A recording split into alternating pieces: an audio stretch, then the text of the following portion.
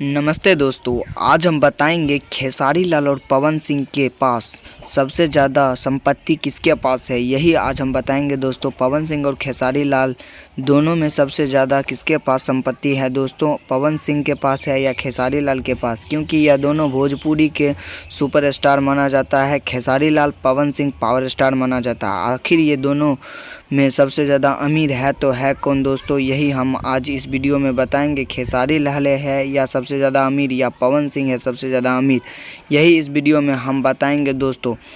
तो हमारे चैनल पर बने रहें दोस्तों और हमारे चैनल को सब्सक्राइब कर ले दोस्तों। सबसे ज़्यादा अमीर है तो है कौन दोस्तों, यही इस वीडियो में हम अभी बताने जा रहे हैं दोस्तों। तो चैनल पर बने रहिए दोस्तों। तो हम बताते हैं। खेसारी लाल यादव कभी लिट्टी चोखा बेचा करते थे दोस्तों, अभी वह करोड़ों संपत्ति के मालिक हैं दोस्तों।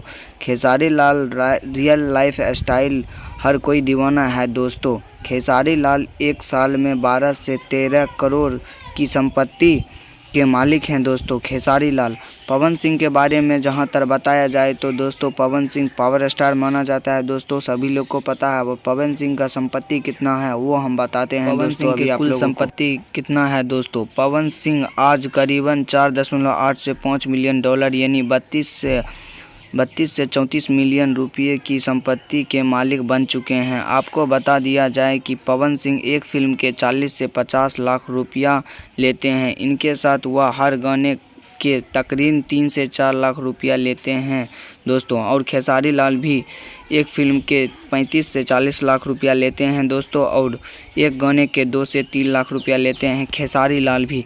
अगर इन दोनों में कौन सबसे ज़्यादा अमीर आपको लगता है तो दोस्तों कमेंट में ज़रूर बताइएगा दोस्तों।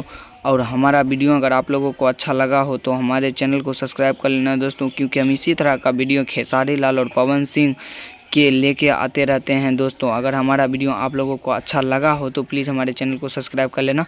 धन्यवाद दोस्तों। Okay bye.